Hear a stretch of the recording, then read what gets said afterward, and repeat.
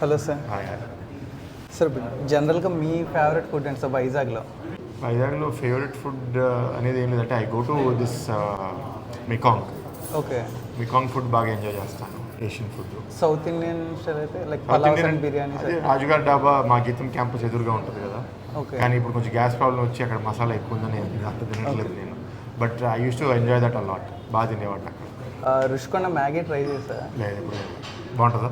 అది యాక్చువల్లీ రుషికొండలో అన్ని Maggi points ఉన్నాయంటే ఓన్లీ గీతం కాలేజ్ స్టూడెంట్స్ వాళ్ళే.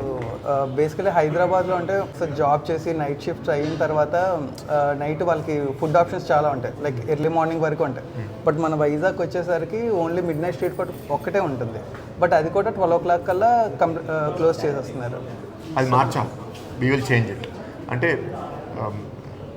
Basically food is a major source of entertainment for anybody. ఇప్పుడు ఏంటంటే మనం ఫ్రెండ్స్తో ఏం చేయాలంటే కలిసి వెళ్ళి తిందామని అనుకుంటాం. సో ఆ సోషల్ ఎబిలిటీ ఇవాళ ఫుడ్ రెస్టారెంట్స్ అన్ని మూసేయడం వల్ల మనకి ఎవరికి దొరకట్లేదు. అందరికీ ఏంటి స్విగ్గీ అలవాటు అయిపోయి ఇంట్లో తినేద్దాం అనుకుంటున్నారు. సో ఈ ఫుడ్ కోర్ట్స్ మనం హైదరాబాద్లో నాకు తెలిసి 4-5 AM దాకా కూడా అలౌ చేస్తారు. అండ్ రెస్టారెంట్స్ ఏమో 11:30, 12 దాకా ఉంటే ఇక్కడ రెస్టారెంట్స్ 10కి మూసేస్తున్నారు. ఈ రెండు మార్చాలి. And out of the box కొన్ని పర్సనల్ క్వశ్చన్ అడిగి అంటే బేసికల్లీ ఇప్పుడు పొలిటీషియన్స్ అందరూ ఎందుకు వైట్ షర్ట్ వేసుకొని ఓన్లీ వైట్ వేసుకుంటారు, వేరే డ్రెస్ యూస్? నా వరకు ఏంటంటే నాకు రోజుకి చాలా decisions I need to take.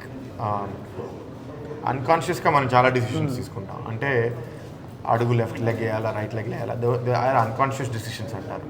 Conscious decisions ఏంటి అంటే లెగ్సినప్పుడు బ్రష్ చేయాలా లేదా, స్నానం చేయాలా లేదా, బ్రేక్ఫాస్ట్ తినాలి, దోస్ ఆర్ కాన్షియస్ డెసిషన్స్. అంటే మనం తెలిసి నిర్ణయాలు తీసుకునేదే రోజుకి మనం 100 డెసిషన్స్ తీసుకుంటాం తెలిసి.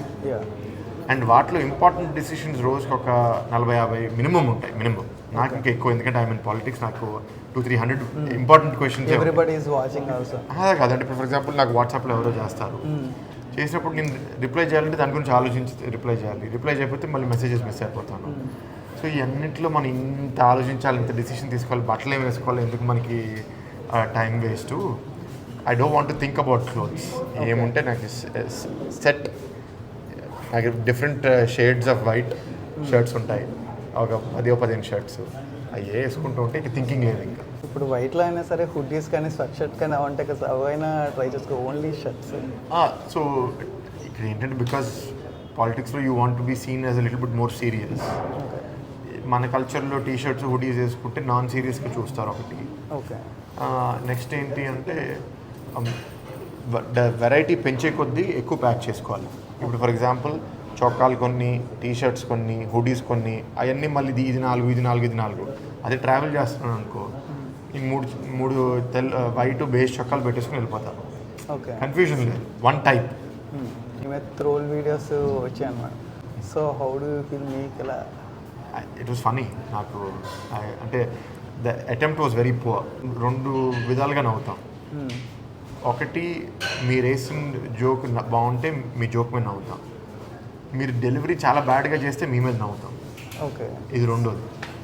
ఒకవేళ నా మీద నిజంగా ట్రోలింగ్ వీడియో చేయాలి, దాంట్లో ఎట్లీస్ట్ కొంచెం తెలివి వాడి అందరు నవ్వేటట్టన్నా చేస్తే నాకన్నా సరే ఏదో కొంచెం క్రియేటివిటీ ఉందని అనిపించేది.